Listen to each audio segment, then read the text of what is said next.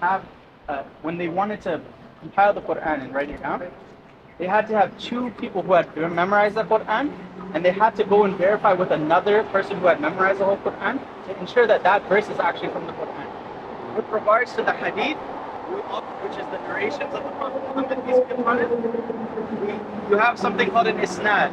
An isnad is a chain of narrators. So that chain of narrators means, like, for example, the Prophet Muhammad, peace be upon him, says something, somebody that was present heard it, and they memorized it word for word, letter by letter. And then they told somebody else next, and then they told somebody else next. And they verified that that person memorized it properly. And there's even a science to this, which is called ulum al-hadith, which is like the sciences of hadith. So, like, for example, if somebody within that chain is known to have a weak memory, if somebody within that chain is known to be a liar, if somebody within that chain isn't Muslim, then that level of that hadith in its authenticity is affected. Whereas in the Bible, you don't have that that level of skepticism when it comes to the wordings and the sayings of Jesus, peace be upon him. So if you're going to now look at something that is that you know you can confirm is from the Creator, then the Quran is that book because it has been preserved letter by letter in the Arabic language.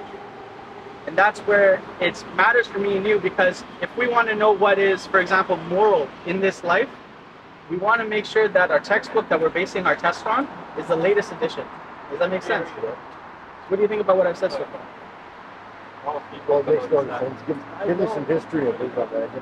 Okay, no problem. So, Islam in the Arabic language comes from the root word aslama, meaning to submit.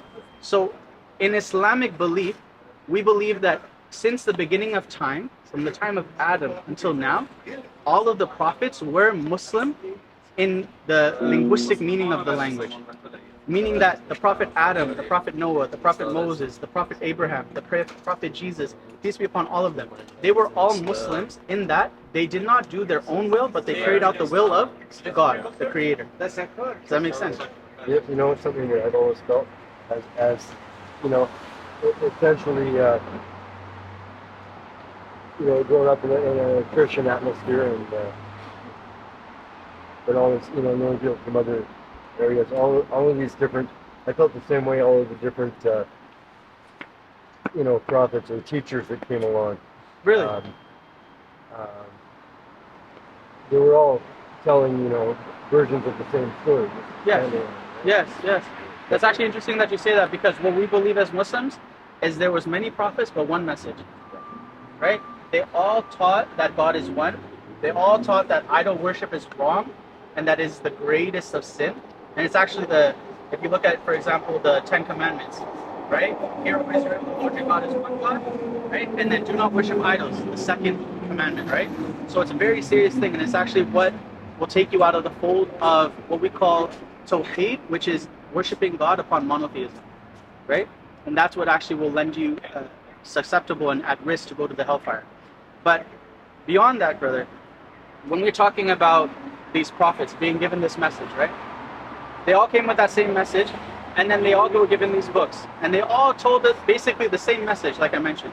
But what's more than that is that the Prophet Muhammad, peace be upon him, he expounded on all of these things and went even further to give us more information about what's expected of us in this life.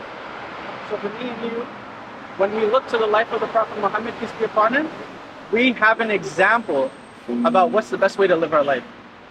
And that's, for me and you, when I'm thinking about, okay, like, if I were somebody that didn't have Islam, and I didn't have the revelation from God, and I didn't have the example of the Prophet Muhammad, peace be upon him, I would find myself lost.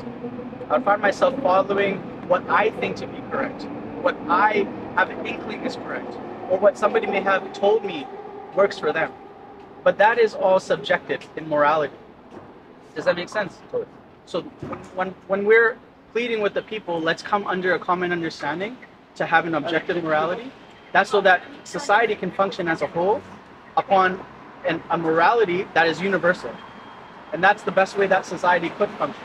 So for example, if we come across issues in the society where, like, for example, drinking and alcoholism, or drug use, or let's say abortion, or LGBTQ, or transgenderism, all of these things, they're very prevalent in this society in Canada, in BC. Now, the reason that everyone differs on whether or not it's right or wrong is because everyone's giving their own opinion. But if they just look to the opinion of God, they'll have a clear understanding of whether or not it's right or wrong. You see? So that's why in Islam, we believe that we have that solid foundation to make such judgments on whether or not something is immoral or moral. And so I implore you, brother, if you agree with everything that I'm saying, and if you believe that the Quran, first of all, do you believe in Allah? Do you believe that there's a creator? Yeah, absolutely. Alhamdulillah, that means that you have the first part of what it makes to be a Muslim. Do you also believe that the Prophet Muhammad was sent by God? Well, as I say, this is, I haven't investigated them. Do you mind if I give you a little bit of information? That would be fine. So, the Prophet Muhammad, peace be upon him, was born in the Arabian Peninsula in the valley of Mecca. You may have seen pictures or videos about this black box where people are circling. That's in Mecca. That's called the Kaaba. That house was built by Abraham and his son Ismail way back in the day. So, when it comes to the lineage of the prophets, this is some information for you to kind of see where he comes from. The Prophet Abraham had two sons. In Islamic belief that the Prophet Abraham was a righteous man. Do you agree with that?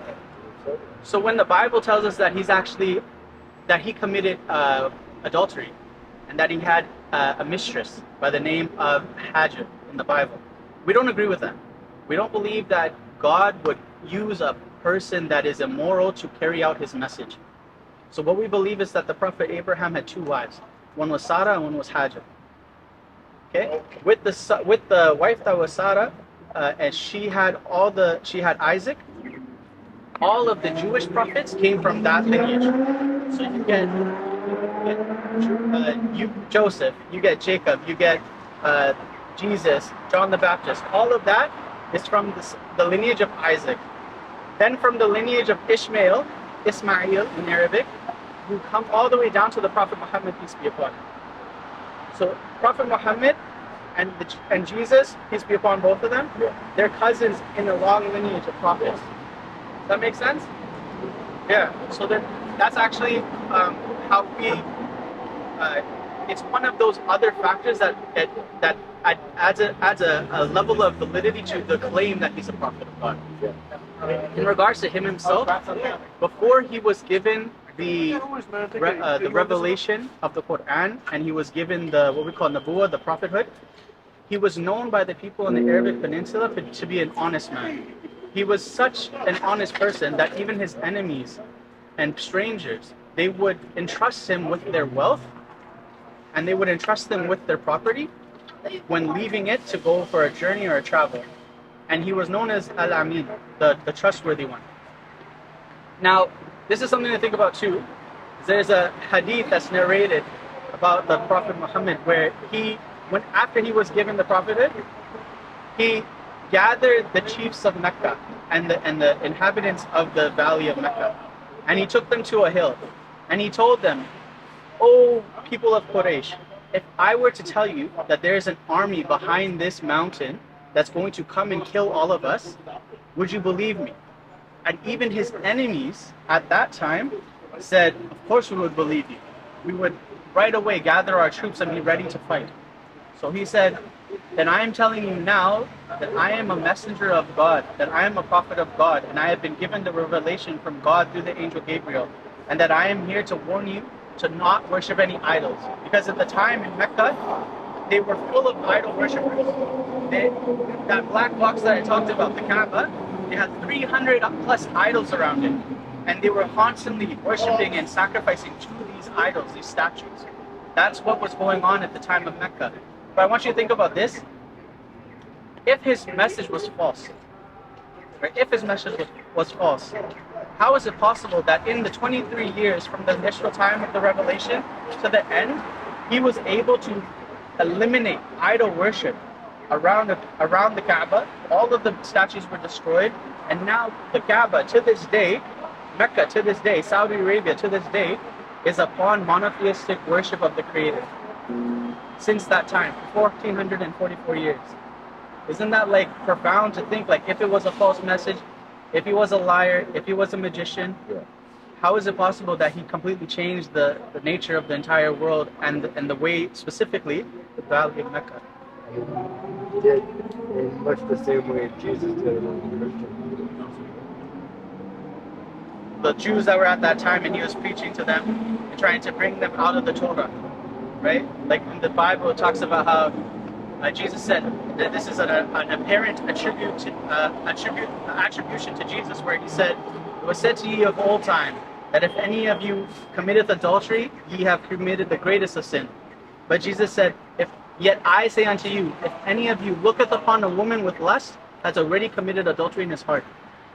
So Jesus was trying to bring the Jews out of the Torah into the gospel to a higher level of spirituality and application of the law, but they weren't ready for it. But us as Muslims, in the Quran, it actually says, it tells us believing men, lower your gaze. Whenever you're in front of women that are not your wives, not your children, not your moms, not your aunts, to lower your gaze so that you can protect your heart, because that is closer to purity for us. So it's something to think about, right? Like all of these prophets, they came with the same message, that same concept of monotheism, and they all came with that same belief that idol worship is the worst sin, and they all said that you have to follow the prophet and the law that he came with at that time. So if me and you were born in the time of Jesus or Moses or Adam or Abraham, we would have to follow the law that they were telling us to follow. But because the Prophet Muhammad is that last and final messenger, we have to follow the Quran and what it tells us in order to know what is right and wrong, and so that when we are tested and we are judged on the day of judgment, we have a correct understanding of what is expected of us. Because if we don't know what's going to be on the test, or we don't know how they're marking the test, we have a claim to say that this test is unfair, right? But because we have it clearly laid out for us that such and such is wrong and such is right, then we have no excuse. And that's why Allah, in His infinite wisdom and mercy, sent us the Quran and sent us the Prophet Muhammad, peace be upon him, so that we would have that, excuse, or we would have that justification why everyone would be judged on the same morality. Does that make sense so far? So what do you think about everything that I said with regards to the Prophet Muhammad? I'd have to read further into the Quran to know. Well, you can take this one for a year. This one is a gift for you. Yeah. And if you want to learn more about the Prophet Muhammad, I used to have the book, but here, I think if you take this one, this is how to become Muslim. So the key factor about all of us here that are Muslim is we have two main core beliefs. The main belief that we believe Allah is the creator of everything and all that exists. He's the supreme being. He's that God that created everything. And this is also a book about our belief. But He's the supreme being that created everything. And if you believe that and you don't do idol worship, and then you believe that the Prophet Muhammad, peace be upon him, is that last and final messenger, that allows you to enter into the fold of Islam, and that allows you to be saved on the day of judgment from being in the hellfire forever. So I implore you, if you believe and you agree with everything I'm saying about the Prophet Muhammad being a true messenger of God, then I encourage you to take your shahada, which is testifying that belief out loud. But I'm not sure if you actually accept that the Prophet Muhammad is that messenger of God. Not yet, anyway. What do you think? It's new territory for me, so Yeah. I'm happy to That's really good. That's at least what we see is that you're a sincere brother. What's your name again? Yeah. Ian. My name's Zayyan. Zayyan? Yeah, you're the first person to say that right, I swear. But what I'll say is this. There's one thing that's providence to all of us. You know what that is? Death. Death is guaranteed to everybody, right? And so I encourage you to look into this. I encourage you to research and to educate yourself. But I also don't want you to fall prey to Shaitan, the devil, because he may lead you to doubt what we have been explaining to you, and he may try and hinder you from accepting Islam as the truth, because that's all the devil wants to do. He wants to make sure that he can take more and more people to the hellfire, right?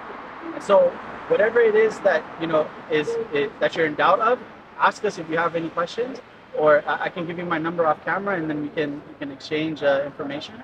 But I encourage you to just think about that death is coming. We don't know when, and I would hope that before then, if you do believe that the Prophet Muhammad is that last messenger, I wouldn't want you to die without testifying it out loud. Does that make sense, Ian?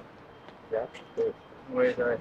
All right, do you want to take my number? هو الله الذي لا إله إلا هو عالم الغيب والشهادة هو الرحمن الرحيم هو الله الذي لا إله إلا هو الملك القدوس السلام المؤمن المهيمن العزيز الجبار المتكبر سبحان الله عما يشركون هو الله الخالق البارئ المصور له الأسماء الحسنى يسبح له ما في السماوات والأرض وهو العزيز الحكيم